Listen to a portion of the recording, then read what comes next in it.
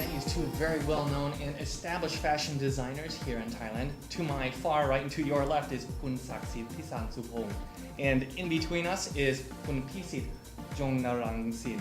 สวัสดีครับ Well, you've had quite a career between both of you, and you actually didn't start off in fashion design per se. How did you actually get into designing and using Thai fabrics? We both came from the theatrical. Pisit is a professional, used to be a professional dancer, a la ballet dancer. And myself came from the theater background. Somehow we both love fashion, and of course we have so much appreciation in Thai silk, in particular when you talk about Thai fabric. So then that become starting us to work in fashion and bring us to use a lot of Thai silk into our different collections. How does Thai silk differ from other types of silk in the world?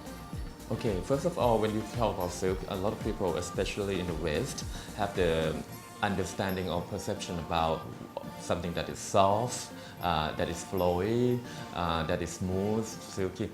But for Thai silk, the difference is we have the harder type of silk, but by that you can make a dress or cloth or suit that is very, come into a very structured shape, very easy to make it into geometric form. Yeah. And it's different things. Another Western silk and Thai silk. If you put Thai silk in the other ways, they're gonna be round shape. And if you put it another way, it will be very. Will sit. So, as designers, how do you go about making a new piece? How do you go about thinking of a new design?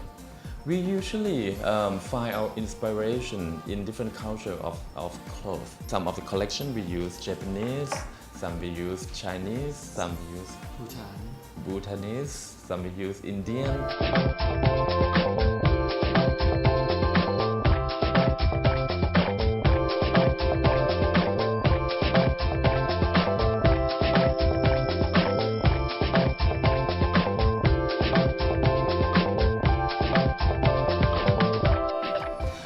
Some we use Thai, as what you see on the back. We use the khon, which is a type of dancing in the Thai royal court. It's actually one of the highest dancing form in Thailand. Yeah, it's a mask dance. And so we use a lot of those culture and sometimes art and sometimes performing art to be our inspiration.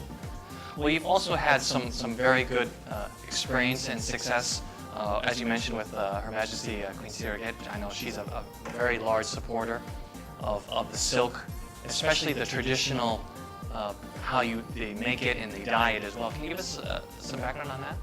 Yes, we are lucky that we have the chance to do some work, and when the Queen did have her show in Skonakon, and we did a small bit of work. At the time we were still a young designer, and we did a small bit of work for the dancer costume, using the fabric, using the Thai silk from her foundation.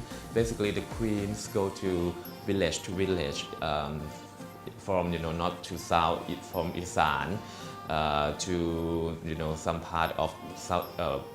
Central Plain, Thailand, to talk to all these villagers, because they in the beginning, when they don't have the chance to grow rice, they need something to support themselves. Unless these people would just come into to Bangkok, and also the Thai silk in the original way would just totally subside.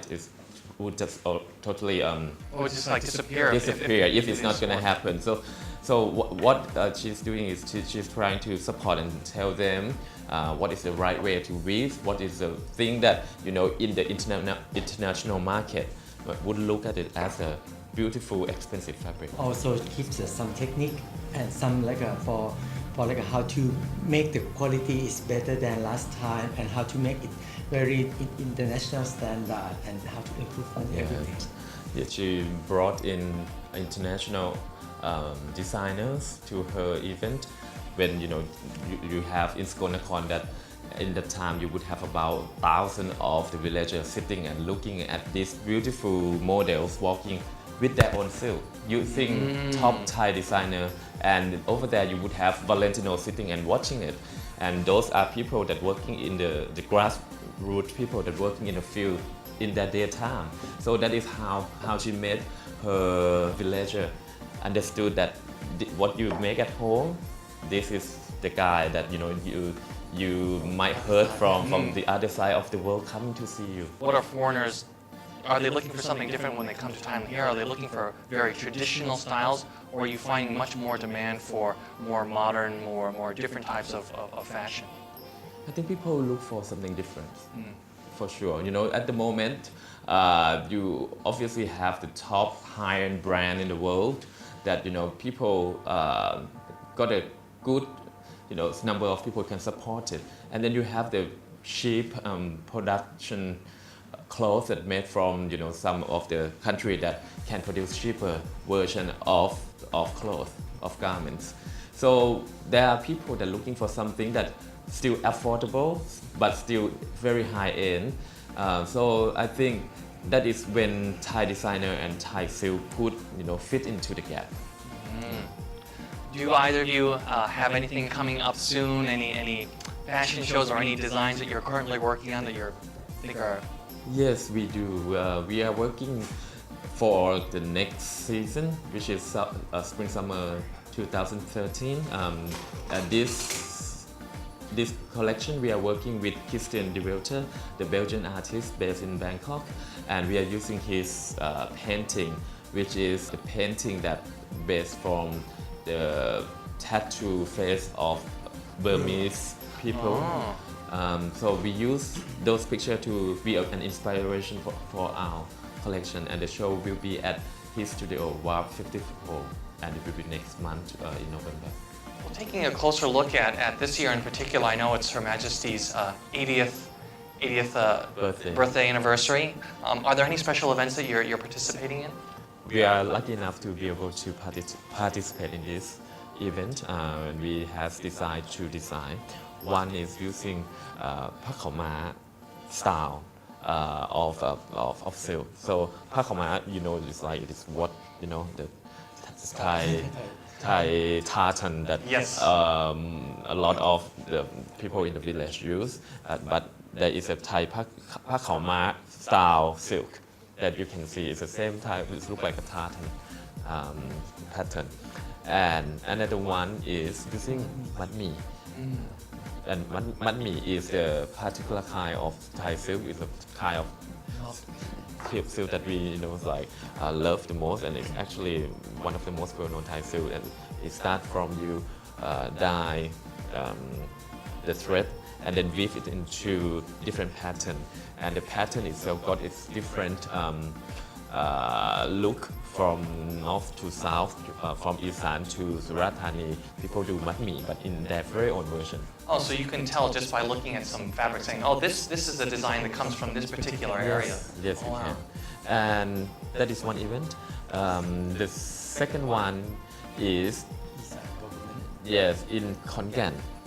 Khon Kaen government would like to promote their mud mee silk, and at the same time would like to use that to celebrate Her Majesty's 80th birthday as well. So we participate that show by doing 3 of the finale outfits, using 3 of the top Thai superstars to walk for us. Luckily enough, they're good looking and making our dress look good too. And that is in Isan. There were people around the area, could be thousands of people come to be an audience. And then the third one was organized by Paradise Park, and this one is quite special in terms of it's not the dress that we made. They actually asked us to be one of the 8 or 9 artists to create our own artwork out of silk.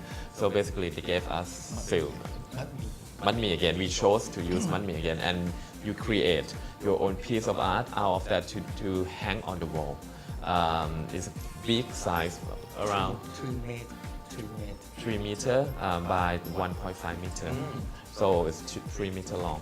So we use the painting, the gold on black painting on the cabinet of one very famous temple in Thailand to be our inspiration. And we use the technique of the laser cut acrylic together with hand sewing embroidery, in a very old traditional way to mix together to create something that we really enjoy doing that and very proud of to be a part of the show. Well, it sounds like a great way of, as you mentioned, keeping that traditional, Thai silk there, but also adding in that modern flair to it as well. Yeah, and keep the creativity going on, because I think it's very important. Unless like everything else, if you don't develop it, it will be just going to die.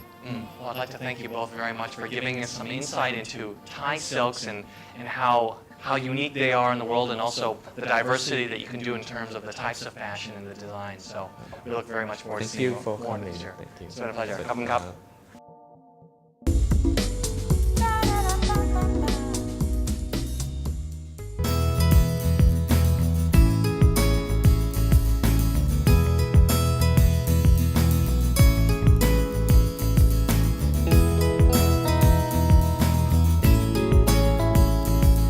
Hi everyone, and welcome to Expat Travel Peak. Today I'm Josh Hyland, and I'm very pleased to bring you to a place where you can ploy wang, which means to just let it all go. Here we are right in the heart of Bangkok, but we're in a very quiet location. We're at Wat Pathum, which is a great place to get away from it all. You'll find many business people and students coming here to relax, meditate, and just forget all that day-to-day stuff. Let's go take a look. Wat Pathum Wanaram is a Buddhist temple in Bangkok. It is located in the district of Pathumwan, between the two shopping malls Siam Paragon and Central World, and across the street of Siam Square. The temple was founded in 1857 by King Mongkut, or Rama IV, as a place of worship near his Sapathum Palace. At the time of its founding, the area was still only rice fields, only accessible via the Klong Sang Sap. The temple is a third-class royal temple of the Thammayut Nikaya order. The full name of the temple is Wat Pathum Wanaram Ratchawara Vihan. The ashes of Thai royal family members in the line of Prince Mahidol Adulyadej are interred at the temple. Among the various buildings of the temple is a sala, partially reconstructed from the crematorium of the late Princess Mother of Thailand. The crematorium was a rare example of ancient craftsmanship featuring ornate stencils and lacquered sculptures. Known in Thai as Pramen, it represents Mount Meru, the heavenly abode of the gods. Wat Pathum is located about 100 meters from the main road and is sandwiched between Central World and Paragon, two of Bangkok's largest shopping malls. However, as soon as you walk through that door, all of those things that have been flying around in your head are just left there. It truly is a great place to come, unwind and relax. Within the tropical atmosphere of Pathum Wanaram, water flows, birds chirp, and the wind attracts people to it. Religious activities include meditation and philanthropy. Well, after some rest, some relaxation, and a little bit of meditation, you know what? I think I'm just about ready to go back to work again this week. Thanks for joining us once again at Expat Travel Peak. We'll see you again tomorrow.